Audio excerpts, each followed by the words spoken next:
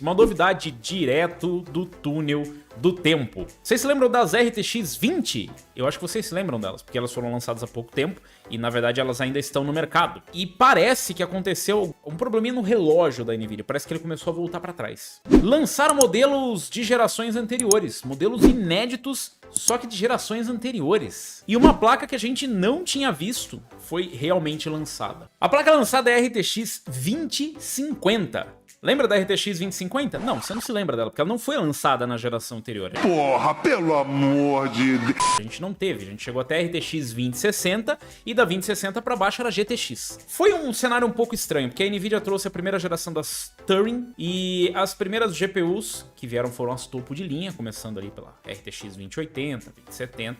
Depois, só no futuro, nós tivemos a RTX 2060, que em tese deveria ser uma substituta da GTX 1060. Isso nunca de fato chegou a acontecer, eu acho que até seria uma vontade da NVIDIA implantar a 2060 como uma nova 1060, mas elas não chegaram a se igualar em patamares de preço.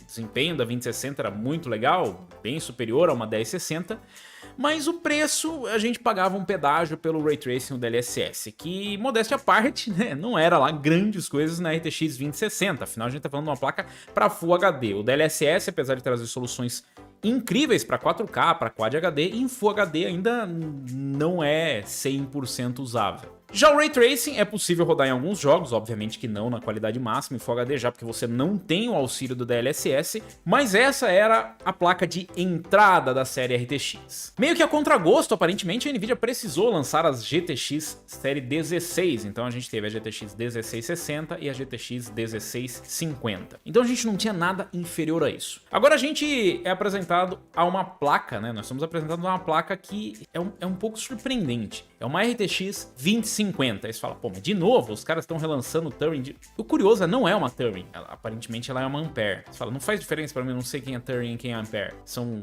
os caras que você pode pesquisar no Google famosos, mas na verdade são os nomes das gerações de GPUs da NVIDIA. Então a Turing é as RTX 20 e as Ampere são as RTX 30. Então, em mais uma reviravolta incrível desse mercado, a NVIDIA anunciou a RTX 2050. Por enquanto, uma placa exclusiva para laptops, ou para os notebooks, como a gente chama por aqui. A placa, como você deve imaginar, tem RT Cores, tem Tensor Cores, mais diferente do que você deve imaginar. Ela não é uma Turing, ela é uma Ampere. E ela traz aí versões com 4 GB de memória GDDR6. Em tese, ela tem a mesma configuração de uma RTX 2060.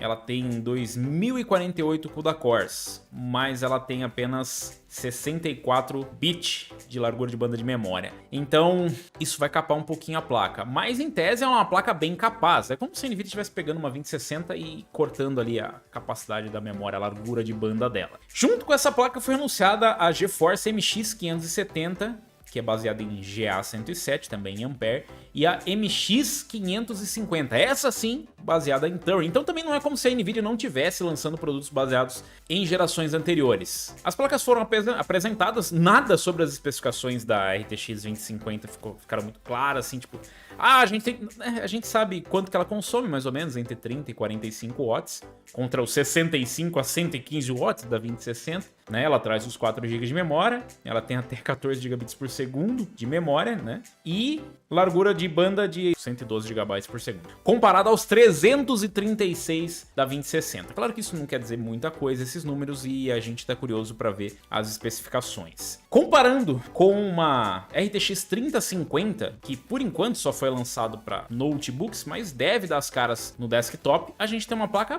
que parece bastante. Ela tem aqui 2048 CUDA cores, 16 RT cores, 64 Tensor cores, mas tem um boost máximo mais baixo, ficando aqui nos 477 contra os 1740, tá? E traz os mesmos 4 GB de memória GDDR6, mas são 128 bits na 3050 contra 64 bits na RTX 2050, tá? O lançamento dessa placa é esperado para 2022. E aí você fala, o que eu tenho a ver com isso se é uma placa para notebook? Vocês devem se lembrar que nós falamos também sobre a RTX 3050. Sim, nós falamos também sobre a RTX 3050, que deve estar chegando para desktop. Essa placa foi apresentada primeiro para notebooks. Essas são GPUs que, em tese, devem interessar muito mais ao afegão médio brasileiro. Você, trabalhador que está aí tentando comprar uma placa um preço minimamente alcançável com um desempenho minimamente razoável. A 3050 deve ser apresentada juntamente ou somente ela, talvez com uma 3050 Ti, mas o lançamento dela primeiro ocorreu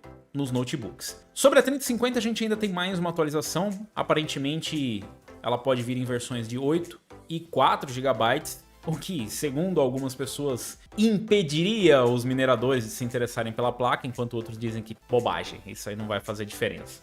Mas talvez a gente veja uma RTX 2050 para desktop. A pergunta é, será que vale a pena uma RTX 2050 para desktop? A gente já está falando de uma RTX 2060 que ela não é exatamente uma placa para apresentar, ou pelo menos para trazer desempenho. Ela é para apresentar o Ray Tracing, para apresentar o DLSS, é meio que, sei lá, uma tech demo do DLSS e do Ray Tracing. Eles funcionam, não me entenda errado, funciona na placa, mas ela não tem capacidade suficiente para conseguir trazer. Talvez com os jogos mais recentes, com melhores tecnologias, a gente consiga ter um proveito desses RT Cores. É claro que você não vai usar só para rodar Ray Tracing, a gente tem outras aplicações que tiram vantagem também dos RT Cores, os Tensor Cores, mas parece meio que um desperdício, né, a gente ter uma RTX 2050. Se ela tivesse no preço certo, talvez fosse interessante, mas é difícil acreditar que uma placa com Tensor Cores e RT Cores seja mais barata de produzir do que uma placa sem Tensor Cores e RT Cores. Como, por exemplo, sei lá, uma GTX 1750, uma GTX 1760, não me perguntem, eu não sei o que a Nvidia vai fazer com essa série GTX 16, se a gente ainda vai ter série GTX em algum lugar do mundo. Mas pra quê? Nos notebooks faz certo sentido, como eu falei, tem outras aplicações que tiram vantagem, né? Com inteligência artificial e tudo mais, os Tensor Cores e mesmo os RT Cores. Agora para desktop também poderia ocorrer a mesma coisa, mas tendo em vista que é uma placa voltada mais para o público gamer talvez, ou mineradores, no caso, não vai dar, ou vai dar, não sei também. A 2050 talvez não seja uma alternativa tão interessante. Se ela vier para o desktop, não vejo onde ela pode se encaixar em preço para se tornar tão interessante. E esse 64 bits de memória pode capar bastante a performance. Na verdade, ela está num desempenho ali próximo de umas MX da vida. Ela fica abaixo de uma GTX 1650 segundo os números vazados, né?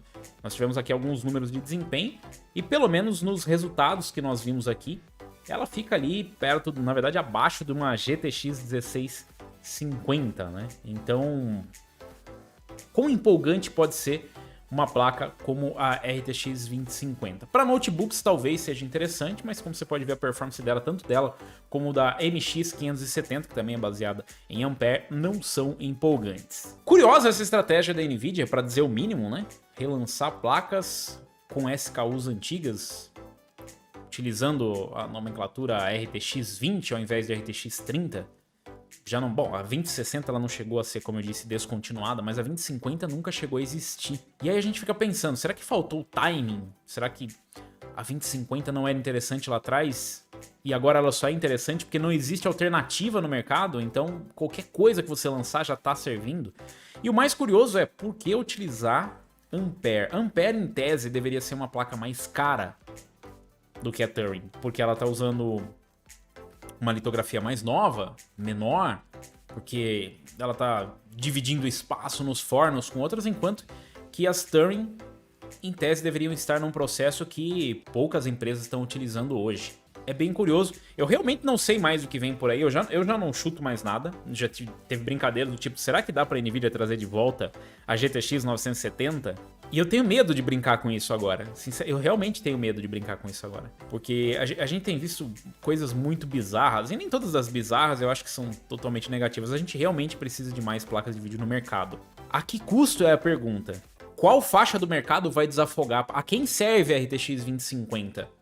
A MX 550 a gente sabe a quem serve, mas com os novos CPUs trazendo gráficos integrados cada vez melhores, será que não seria a hora de empurrar? Será que agora por conta disso, já que uma MX 550 de repente não poderia ser interessante, será que essa alternativa seria trazer um diferencial? Agora a gente tem Tensor Cores e RT Cores. E se viesse pro desktop, será que serviria para você uma 2050? Você iria numa 2050 ou numa 1650? Mesmo que a 2050 fosse no mesmo preço. Os RT Cores e Tensor Cores interessariam de alguma forma para você? Vocês acham que ia trazer benefício por uma 2050? Imagina você, de repente, uma GTX, vamos pôr no melhor cenário possível. Uma GTX 1650, que tem um desempenho ali na casa de uma 1050 Ti, um pouco mais, mas com Tensor Cores e RT Cores. O que você faria com Ray Tracing e DLSS numa GTX 1650?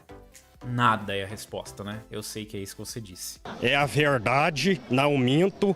Deixa aí nos comentários, eu quero saber a opinião de vocês. Será que a gente vai ver uma RTX 2050 para desktop? Seria essa a sua chance de comprar uma placa de vídeo da próxima geração? Será que a Nvidia vai lançar mais alguma placa da série RTX 20? Será que a gente vai ter GTX 17? Deixa aí nos comentários. E aproveita para se inscrever lá no nosso canal, no Unlock Gamer, galera. Se inscreva lá no nosso novo canal, onde as notícias, as atualizações que a gente traz aqui, tá lá para vocês em primeira mão.